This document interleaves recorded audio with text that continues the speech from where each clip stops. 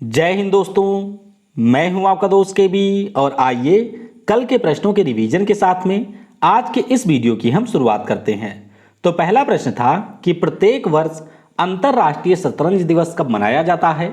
तो ये दिवस हर साल होता है 20 जुलाई को, यानी कि ऑप्शन हमारा बी हो जाएगा करेक्ट।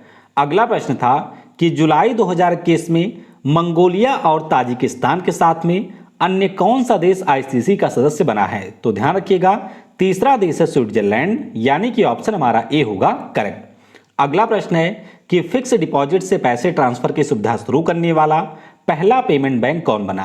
तो ये हमारा है पेटीएम पेमेंट बैंक, यानी कि ऑप्शन हमारा डी होगा करेक्ट। अगला प्रश्न था कि इंडियन ऑयल कॉर्पोरेशन के द्वारा किस शहर में भारत का जो पहला ग्रीन हाइड्रोजन प्लांट है उसकी स्थापना की जाएगी। तो इसकी स्थापना होगी मथुरा वाले प्लांट में, ऑप्शन हमारा सी हो जाएगा करेक्ट। अगला प्रश्न था कि जुलाई 2021 में किस खिलाड़ी ने स्पार्कसन चेस ट्रॉफी का खिताब जीता है। तो इसे जीत लिया है यहां पर विश्वनाथन आनंद ने, यानी कि ऑप्शन सी होगा करेक्ट। अगला प्रश्न था कि ब्लॉकचेन आधारित शैक्षणिक डॉक्यूमेंटेशन को लागू करने वाला हमारा देश दुनिया का किस नंबर का देश बना है। तो ध्यान रखिएगा हम बन गए हैं चौथे नंबर के देश, महाराष्ट्र हमारा पहला राज्य बना है, तो ऑप्शन आपका यहां पर डी होगा करेक्ट। अगला प्रश्न था कि वर्ष 2021 में किस खिलाड़ी को मोहन बागान रत्न पुरस्कार से सम्मानित किया जाएगा। तो ये जो पुरस्कार है वो मिलेगा शिवाजी बनर्जी को, यानी कि ऑप्शन ए होगा करेक्ट। अगला प्रश्न था कि जुलाई 2021 में किस देश ने हज में शामिल होने वाले महिलाओं के लिए जो पुरुष अभिभावक की अनिवार्यता थी इसको कर दिया है समाप्त। तो ये समाप्त किया है सऊदी अरब ने, ऑप्शन हमारा सी होगा करेक्ट। अगला प्रश्न था कि रूस ने कितनी मारक क्षमता के हाइपरसोनिक क्रूज मिसाइल जरकोस का परीक्षण किया है। तो ध्यान रखिएगा इसकी मारक क्षमता है 1000 किलोमीटर, यानी कि ऑप्शन हमारा बी हो जाएगा करेक्ट। अगला प्रश्न था कि डिजिटल लैंड यूज डाटा को पूरा करने वाला हमारा पहला महाद्वीप कौन बना है। तो ये आपका है अफ्रीका, यानी कि ऑप्शन सी होगा करेक्ट। अगला प्रश्न था कि प्रत्येक वर्ष विज्ञान अन्वेषण दिवस यानी कि साइंस एक्सप्लोरेशन डे कब मनाया जाता है। तो ये होता है 20 जुलाई को, यानी कि ऑप्शन सी होगा करेक्ट। अगला प्रश्न था कि जुलाई 2021 में प्रकाशित पुस्तक आरएसएस बिल्डिंग इंडिया थ्रू सेवा, इसके लेखक कौन हैं। तो इसके लेखक हैं सुधांशु मित्तल जी, ऑप्शन आपका ए हो जाएगा करेक्ट। अगला प्रश्न था कि जुलाई 2021 में भारत ने किस देश से MH-60R हेलीकॉप्टर का पहला बैच प्राप्त किया है। तो ये हमने प्राप्त किया है अमेरिका से, यानी कि ऑप्शन बी होगा करेक्ट। अगला प्रश्न था कि जुलाई 2021 में किस आयुध बोर्ड फैक्ट्री ने नौसेना व कोस्ट गार्ड को स्टेबलाइज रिमोट कंट्रोल गन सौंपे हैं। तो ये सौंपा है तमिलनाडु के त्रिची आयुध बोर्ड फैक्ट्री ने, तो ऑप्शन हमारा यहां पर ए हो जाएगा करेक्ट। वीडियो में हम लोग आगे बढ़ें उससे पहले मैं आपको बता दूं कि इस समय ग्रुप डे के लिए डेली मेरी 2 क्लासेज होती हैं। देखिए टोटल 85 सेट हम लोग डिस्कस कर चुके हैं ग्रुप डी के, जिसमें आपके PYQ होते हैं, यानी कि ग्रुप डी में जो प्रश्न पूछे गए थे उन प्रश्नों को हम करते हैं। इसके अलावा जो आपके ग्रुप डी में प्रश्न पूछे जा सकते हैं उनको भी हम लोग करते हैं। तो ये क्लास आपकी होती है 3:30 बजे। इसके अलावा जो भी सेट हम लोग अभी तक डिस्कस कर चुके हैं उन सारे सेट का लाइव टेस्ट मेरे द्वारा होता है, जिसमें आपके 100 प्रश्न होते हैं। 50 मिनट में ये 100 प्रश्न आपको करने होते हैं और ये लाइव टेस्ट होता है दिन में 12 बजे। तो कल हमने पहला सेट किया था जिसमें मैंने 100 प्रश्न डिस्कस करवाए थे। आज की जो वीडियो 12 बजे होगी उसमें भी हम लोग यहाँ पर 100 प्रश्नों को करेंगे डिस्कस। तो कोशिश हमारी ये होगी कि ग्रुप डी में जितने भी आपके साइंस के, हिस्ट्री के, पॉलिटी के, ज्योग्राफी या फिर स्टैटिक जीके के प्रश्न पूछे गए थे उन सभी को हम लोग डिस्कस कर लें। इसके अलावा पिछले 1.5 सालों के जो आपके करंट अफेयर ग्रुप डी में पूछे जा सकते हैं उन सभी को भी हम लोग यहाँ पर करेंगे डिस्कस। तो दोनों क्लास आपके लिए काफ़ी ज़्यादा महत्वपूर्ण है। अगर आपको ग्रुप डी का एग्जाम देना है तो आप इन क्लासेस को ज्वाइन कर सकते हैं। इसके अलावा अनअकैडमी के ऊपर इस समय मेगा सब्सक्रिप्शन का ऑफर चल रहा है। तो अगर आप लोग SSC कैटेगरी में 1 साल का सब्सक्रिप्शन परचेज करते हैं तो आपको 6 महीने का, 2 साल का अगर आप खरीदते हैं तो 12 महीने का सब्सक्रिप्शन बिल्कुल मुफ्त मिलेगा। ध्यान रखिएगा जो ओरिजिनल प्राइस है उसको आपको पे करने की जरूरत बिल्कुल नहीं है। यूज करिएगा कोड KV10, इससे आपको तुरंत मिल जाएगा 10% का डिस्काउंट। और जो प्राइस आप मुझे पे करेंगे यानी कि अनअकैडमी को पे करेंगे उस प्राइस का 10% आपको मिलेगा कैशबैक के रूप में। तो ये सारा केवल मेरे कोड के ऊपर अप्लीकेबल है, इसे आप लोग चेकआउट कर सकते हैं। 21 तारीख से एसएससी कैटेगरी में नए बैचेस की भी शुरुआत हो चुकी है। तो अगर आपको एसएससी जीडी, सीजीएल, सीएचएसएल या एमटीएस का एग्जाम देना है तो इन कोर्स में भी आप एनरोल कर सकते हैं। बस आपको अनअकैडमी का लर्निंग ऐप डाउनलोड करना है, उसके बाद में अपना गोल सेलेक्ट करना है, फिर आप यहाँ पर गेट सब्सक्रिप्शन के ऊपर क्लिक करेंगे तो वहाँ से आप किसी भी माध्यम से सब्सक्रिप्शन परचेज कर सकते हैं। तो चलिए अब हम वीडियो की करते हैं शुरुआत। पहला प्रश्न है कि जुलाई 2021 में किस देश ने 600 किलोमीटर पर हावर स्पीड के मैगलेव ट्रेन का परीक्षण किया है? तो ये कारनामा कर दिखाया है चाइना ने, यानी कि ऑप्शन हमारा ए हो जाएगा करेक्ट। अब मैगलेव ट्रेन आपकी होती क्या है? देखिए, पहले तो आपको यही ध्यान रखना है कि जो हमारी मैगलेव ट्रेन होती है ये आपके इलेक्ट्रोमैग्नेटिक फोर्स के ऊपर आधारित होती है। इसमें आपको पहिए देखने को नहीं मिलेंगे, यानी कि जो हमारा ट्रैक होता है उस ट्रैक से कुछ ऊपर ये ट्रेन चलती है, क्योंकि यहाँ पर ट्रैक और ट्रेन के बीच में इलेक्ट्रोमैग्नेटिक फोर्स काम करता है और इसी के कारण जो फ्रिक्शन होता है वो काफ़ी ज़्यादा कम हो जाता है और इसीलिए इस ट्रेन को मिलती है मैक्सिमम स्पीड। तो अभी चीन के द्वारा इसका परीक्षण किया गया है और ध्यान रखिएगा आने वाले समय में जो चीन का आपका संघाई शहर है और चीन की राजधानी है बीजिंग, इन दोनों शहरों को ये करेगा आपस में कनेक्ट और 1000 किलोमीटर की जो दूरी है उसको ये बहुत ही कम टाइम में कंप्लीट कर लेगा। तो ध्यान रखिएगा चाइना के द्वारा इस मैगलेव ट्रेन का परीक्षण किया गया है। चाइना की राजधानी आपको बीजिंग में मिलेगी। यहाँ के इस समय पीएम है जिनका नाम है के कियोंग और यहाँ के राष्ट्रपति हैं शी जिनपिंग। मुद्रा यहाँ की आपकी है रेन मिनबी। अगला प्रश्न है कि जुलाई 2021 में केंद्र सरकार के द्वारा किस राज्य में भारतीय विरासत संस्थान बनाने की घोषणा की गई? तो इसकी घोषणा हुई है उत्तर प्रदेश के नोएडा में, यानी कि ऑप्शन हमारा सी हो जाएगा करेक्ट। तो दरअसल जो हमारे नए अभी संस्कृति और पर्यटन मंत्री बने हैं जिनका नाम है जी किशन रेड्डी, तो इनके द्वारा संसद में ये घोषणा की गई कि जो आपके उत्तर प्रदेश में नोएडा राज्य है, नोएडा जिला है, वहाँ पर हमारे देश का जो पहला भारतीय विरासत संस्थान है इसको यहाँ पर बनाया जाएगा। उद्देश्य इसका क्या होगा? तो इसका उद्देश्य होगा कि जो भी हमारे देश में टेंजिबल हेरिटेज हैं उन सभी का यहाँ पर संरक्षण किया जाए और उनके संबंध में शोध कार्य को बढ़ावा दिया जाए। तो ऑप्शन आपका सी हो जाएगा यहाँ पर करेक्ट। अच्छा, नोएडा की बात हुई है तो आपको ये भी ध्यान रखना है कि हमारे देश की जो पहली पॉड टैक्सी सेवा होगी वो भी आपके नोएडा में ही चलेगी। नोएडा में उत्तर प्रदेश की सरकार फिल्म सिटी बना रही है, यहाँ पर जेवर हवाई अड्डा भी बन रहा है। ये सारी चीज़ें भी आपको याद रखनी है। अगला प्रश्न है कि जुलाई 2021 में किस देश के द्वारा S-500 मिसाइल डिफेंस सिस्टम का सफल परीक्षण किया गया? तो ये जो परीक्षण है अभी किया गया है रसिया देश के द्वारा, यानी कि ऑप्शन हमारा डी हो जाएगा करेक्ट। अब रूस के S-400 एयर डिफेंस सिस्टम के बारे में आपने सुना होगा। अब ये आपका होता क्या है? देखिए, यहाँ पर मान लीजिए हमारा हो गया दिल्ली, तो दिल्ली में अगर हम लोग S-400 या S-500 air missile defence system को तैनात कर देते हैं तो उस स्थिति में एक पार्टिकुलर रेंज होता है और इस रेंज में अगर कोई भी मिसाइल या किसी भी प्रकार का ड्रोन वगैरह इंटर कर रहा है तो फिर उसको ये अपने आप कर देगा नष्ट डिटेक्ट करके। तो ये हमारा होता है मिसाइल डिफेंस सिस्टम।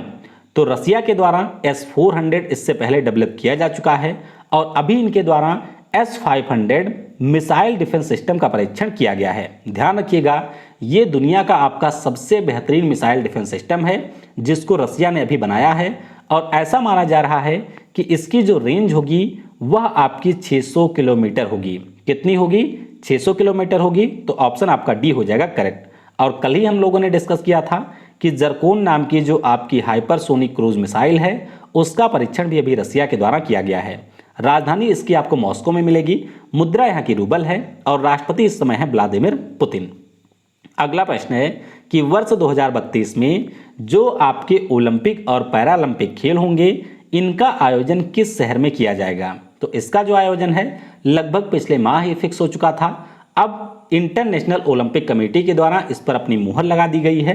तो ध्यान रखिएगा ऑस्ट्रेलिया का जो हमारा ब्रिस्बेन शहर है वहां पर इसका आयोजन किया जाएगा 2032 में। तो ऑप्शन हमारा यहाँ पर बी हो जाएगा करेक्ट। अब देखिए ऑस्ट्रेलिया की बात हुई है तो पहले तो आपको यह ध्यान रखना है कि 1956 वाला जो ओलंपिक था वह ऑस्ट्रेलिया के मेलबर्न में हुआ था।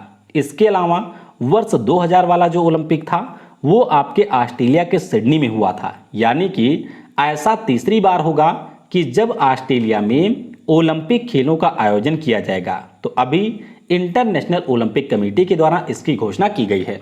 अब ओलंपिक की बात हुई है तो और सारे ओलंपिक कहां पर आयोजित होंगे इसके बारे में भी आइए थोड़ा सा जान लेते हैं। देखिए, आप सभी को पता होगा कि इस साल वाला आपके टोक्यो में होगा। अगले साल हमारा विंटर ओलंपिक है। विंटर वाला कहां पर होगा तो ये चीन की राजधानी बीजिंग में होगा।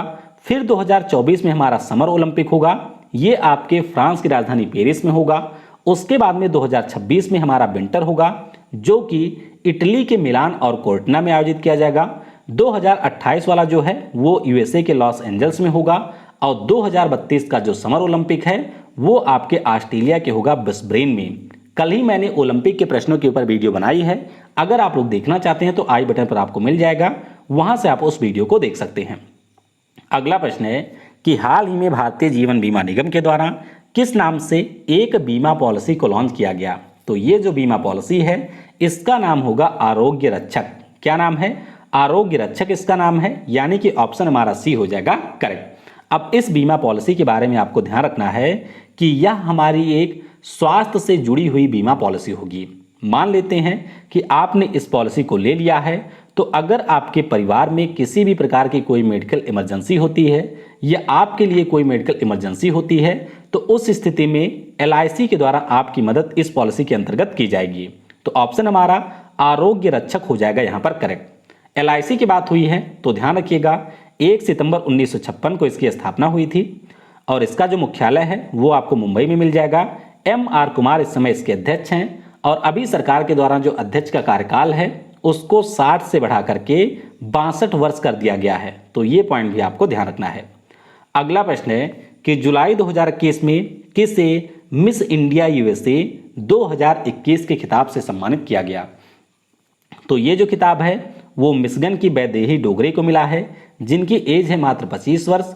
तो ऑप्शन हमारा यहाँ पर ए हो जाएगा करेक्ट। तो बस आप इतना ही याद रखिएगा कि मिस इंडिया यूएसए 2021 का जो खिताब है उसको जीत लिया है वैदेही डोगरे ने। इसके अलावा अर्सी लानानी इसमें रही हैं दूसरे स्थान पर। अच्छा, इस साल हमारे यहाँ पर मिस इंडिया भी बनी थी, उनका नाम है मनसा वाराणसी जो कि आपके तेलंगाना राज्य की थी। तो इनके बारे में भी आपको याद रखना है, वैदेही डोगरे इसका हो जाएगा करेक्ट ऑप्शन। अगला प्रश्न है कि जुलाई 2021 में किस राज्य की सरकार ने राष्ट्रीय खेलों में जो हमारे पदक विजेता हैं उनको सरकारी नौकरी देने की घोषणा की गई। तो ये घोषणा कर दी है असम की सरकार ने। ऑप्शन हमारा यहाँ पर ए हो जाएगा करेक्ट। दरअसल असम में क्या होता था कि जो भी खिलाड़ी हमारे राष्ट्रीय खेलों में पदक जीतते थे उनको सरकार के द्वारा दी जाती थी पेंशन 8,000 रुपये प्रति माह। तो अब असम की सरकार ने ये कहा है कि जो भी हमारे राष्ट्रीय खेलों में पदक जीते हुए खिलाड़ी हैं उन सभी को हम देंगे सरकारी नौकरी। इसके अलावा इनका प्लान ये भी है कि जो 8,000 रुपये की पेंशन यहाँ पर मिलती थी उसको भी आने वाले समय में 10,000 रुपये तक बढ़ा दिया जाएगा। तो ये घोषणा असम की सरकार ने की है जिसके अभी आपके मुख्यमंत्री बने हैं हेमंत बिस्वा शर्मा। तो ऑप्शन हमारा ए होगा करेक्ट। अगला प्रश्न है कि जुलाई 2021 में किस बिलियनियर ने न्यू शेफर्ड रॉकेट एरोप्लेन से स्पेस की यात्रा की है। तो इनका नाम है जेफ बेजोस, यानी कि जो हमारे अमेजन कंपनी के संस्थापक हैं जेफ बेजोस, इन्होंने अपने भाई और 2 अन्य व्यक्तियों के साथ में हमारे अंतरिक्ष में 100 किलोमीटर की ऊंचाई के बाद में यात्रा की है। तो ऑप्शन आपका यहाँ पर डी हो जाएगा करेक्ट। अच्छा, इस दौरान 2 आपके रिकॉर्ड भी बन गए हैं, वो रिकॉर्ड आपके लिए सबसे ज़्यादा महत्वपूर्ण है। ध्यान रखिएगा इसमें हमारे एक व्यक्ति थे 82 वर्ष के वैली फंग, ये आपके स्पेस में जाने वाले दुनिया के सबसे वृद्ध व्यक्ति बन गए हैं, ये आपको ध्यान रखना है। और एक हमारे थे 18 ईयर के ओलिवर डेमन, तो ये आपके स्पेस में जाने वाले सबसे युवा व्यक्ति बने हैं। तो टोटल 4 व्यक्ति गए थे, एक तो जेफ बेजोस थे, दूसरे इनके भाई थे, तीसरे थे वेली फंग जो कि सबसे वृद्ध व्यक्ति बने और चौथे थे ओलिवर डेमन जो कि सबसे युवा व्यक्ति बने हैं। न्यू शेफर्ड रॉकेट के बारे में भी आपको याद रखना है कि इसको अमेजन की जो कंपनी है जिसका नाम है ब्लू ओरिजिन, उसके द्वारा किया गया है विकसित। तो ऑप्शन हमारा यहाँ पर डी यानी कि जेफ बेजोस हो जाएगा करेक्ट। अगला प्रश्न है कि जुलाई 2021 में राज्यसभा में सदन के उपनेता कौन बने हैं। तो ध्यान रखिएगा, डेप्यूटी लीडर यहां पर बन गए हैं हमारे अल्पसंख्यक मामलों के मंत्री, नाम इनका है मुख्तार अंसार नकवी। तो ऑप्शन आपका यहां पर डी हो जाएगा करेक्ट। आप सभी को यह पता होगा कि अभी तक हमारे राज्यसभा में सदन के नेता थे थावर चंद गहलोत। अब हुआ क्या, थावर चंद गहलोत को आपके मंत्रालय से भी निकाल दिया गया और उसके बाद में इनको कर्नाटक का बना दिया गया है राज्यपाल। तो सदन के नेता का जो पद था वो हो गया था खाली। तो सदन के उपनेता थे पीयूष गोयल, जो कि बन गए थे सदन के नेता, और अब यहां पर पीयूष गोयल के स्थान पर अल्पसंख्यक मामलों के जो मंत्री हैं मुख्तार अंसार नकवी, इनको सदन का उपनेता बना दिया गया है। तो ऑप्शन हमारा यहां पर डी हो जाएगा करेक्ट। अच्छा, पीयूष गोयल के पास में आपका कपड़ा मंत्रालय है, इसके अलावा इनके पास में वाणिज्य और उद्योग मंत्रालय है, इसके साथ साथ इनके पास में कंज्यूमर अफेयर और फूड डिस्ट्रीब्यूशन का भी मंत्रालय है। तो ये आपको ध्यान रखना है। पीयूष गोयल के पास में, हरदीप पुरी जी के पास में कौन सा मंत्रालय है, तो इनके पास में आपका है आवास और शहरी मामलों का मंत्रालय। अश्विनी वैष्णव जी की बात करते हैं तो ये आपके उड़ीसा से राज्यसभा के मेंबर हैं, इनके पास में रेलवे मंत्रालय है। इसके अलावा इलेक्ट्रॉनिक और आईटी मिनिस्ट्री का प्रभार भी अश्विनी वैष्णव के ही पास में है। तो डी होगा यहां पर करेक्ट। अगला प्रश्न है कि जुलाई 2021 में किस आईआईटी संस्थान के द्वारा पहला ऑक्सीजन राशनिंग डिवाइस जिसका नाम है एमलेक्स, इसको लॉन्च किया गया। तो इसे लॉन्च किया है आईआईटी रोपड़ ने, यानी कि ऑप्शन हमारा बी हो जाएगा करेक्ट। अब ये आपकी डिवाइस है क्या, दरअसल आप सभी को पता होगा कि जो हमारे ऑक्सीजन के सिलेंडर होते हैं, कई बार क्या होता है कि जब मरीज उसका यूज कर रहे होते हैं तो बहुत सारी हमारी जो ऑक्सीजन है वो वेस्ट हो जाती है, यानी कि वो बर्बाद हो जाती है। तो ये जो डिवाइस है वह आपकी कुछ इस प्रकार से फंक्शन करेगी कि जो यहाँ पर आपका ऑक्सीजन वेस्ट होता है वो बिल्कुल वेस्ट नहीं होगा। इसके अलावा जो हमारे सिलेंडर की आयु होती है उसको भी 3 गुना ये बढ़ा देगी। तो ऑप्शन हमारा बी हो जाएगा करेक्ट। अगला प्रश्न है कि जुलाई 2021 में केंद्र सरकार ने स्टैंड अप इंडिया योजना का किस वर्ष तक के लिए विस्तार कर दिया है। तो ये जो ये स्कीम है इसको 2025 तक के लिए बढ़ा दिया गया है। ऑप्शन हमारा ए हो जाएगा करेक्ट। लेकिन आपके लिए यहां पर महत्वपूर्ण ये है कि स्टैंड अप इंडिया योजना है क्या। ध्यान रखिएगा, 15 अप्रैल 2016 को हमारे पीएम नरेंद्र मोदी जी के द्वारा इस योजना को लॉन्च किया गया था। किसके लिए थी ये स्कीम, तो जो आपके एससी, एसटी और महिला कम्युनिटी के लोग थे, अगर इनमें से कोई उद्यमी बनना चाहता था तो उसकी सहायता के लिए योजना की शुरुआत की गई थी। योजना के अंतर्गत जो भी यहाँ पर आपके उद्यमी होंगे उनको 10 लाख से लेकर के 1 करोड़ रुपए का ऋण दिया जाएगा। तो यही हमारी है स्टैंड अप योजना, स्टैंड अप इंडिया योजना, जो कि 2025 तक के लिए बढ़ाई गई। तो ए होगा हमारा करेक्ट। अगला प्रश्न है कि गोल्डमैन सैक्स कंपनी ने किस शहर में अपने पहले वैश्विक केंद्र खोलने की घोषणा की है। तो ये आपके अमेरिका की एक वित्तीय और बैंकिंग सेवा प्रदाता कंपनी है और इन्होंने कहा है कि तेलंगाना की राजधानी हैदराबाद में हम अपना पहला वैश्विक केंद्र खोलेंगे। तो ऑप्शन यहाँ पर सी हो जाएगा करेक्ट। बाकी गोल्डमैन सैक्स की बात करते हैं तो ये आपकी यूएसए की कंपनी है। 1889 में इसकी स्थापना हुई थी। हेडक्वार्टर आपको मिल जाएगा न्यूयॉर्क में। तो ध्यान रखेंगे हैदराबाद में इनके द्वारा वैश्विक केंद्र खोला जाएगा। तो इस प्रकार से आज का करंट अफेयर हमने डिस्कस कर लिया है। दरअसल कल एक मामला हो गया था कि मैंने पूरा 3 घंटे लगा करके आपकी स्लाइड तैयार की थी, लेकिन उसके बाद में जो मेरा लैपटॉप था वो हैंग हो गया। तो हैंग होने के कारण जो यहाँ पर पूरी स्लाइड थी वो हो गई थी बर्बाद। तो इसीलिए फिर से मुझको यहाँ पर टाइप करना पड़ा और इसलिए आज के इस वीडियो में आपके लिए डिटेल वाला पोर्शन ऐड नहीं है। तो ध्यान रखिएगा, कल से आपको फिर से डिटेल वाला पोर्शन मिलेगा। चलिए कल के प्रश्नों का उत्तर जान लेते हैं। पहला प्रश्न मैंने आपसे पूछा था कि 2020 में मोहन बागान रत्न पुरस्कार किसने जीता था। तो ये जीता था पलाश नंदी और गुरबख्श सिंह ने। किसने, पलाश नंदी और गुरबख्श सिंह ने। आरएसएस की स्थापना किसने की थी, ये मैंने आपसे पूछा था। तो इसकी स्थापना की थी केबी हेगड़ेवार ने। किसने, केबी हेगड़ेवार के द्वारा स्थापना की गई थी। अगला प्रश्न था कि सीपीआई जो पार्टी है यानी कि कम्युनिस्ट पार्टी ऑफ इंडिया, इसका चुनाव चिन्ह क्या है। तो इसका चुनाव चिन्ह है बाली और हंसिया। क्या है, बाली और हंसिया इसका चुनाव चिन्ह है। आज के वीडियो से आपके लिए प्रश्न है कि पहली बार जो हमारा ओलंपिक खेल था उसमें महिलाएं कब शामिल हुई थीं। दूसरा प्रश्न है कि किस ओलंपिक में एकमात्र बार क्रिकेट को शामिल किया गया था। तीसरा प्रश्न है कि शीतकालीन ओलंपिक पहली बार कब हुआ था। और चौथा प्रश्न है कि पहली बार जो हमारा पैरालंपिक खेल है इसका आयोजन कब हुआ था। तो इन चारों प्रश्नों के उत्तर आपको नीचे कमेंट में देना है। बाकी अगर आपको कोई भी सब्सक्रिप्शन लेना होगा अनअकैडमी के ऊपर तो आप मुझसे एक बार कांटेक्ट जरूर करिएगा, जिससे आपको मैक्सिमम डिस्काउंट यहां पर मिल सके। Thanks for watching. जय हिंद, जय भारत, और सबसे जरूरी, पढ़ेगा भारत तो बढ़ेगा भारत।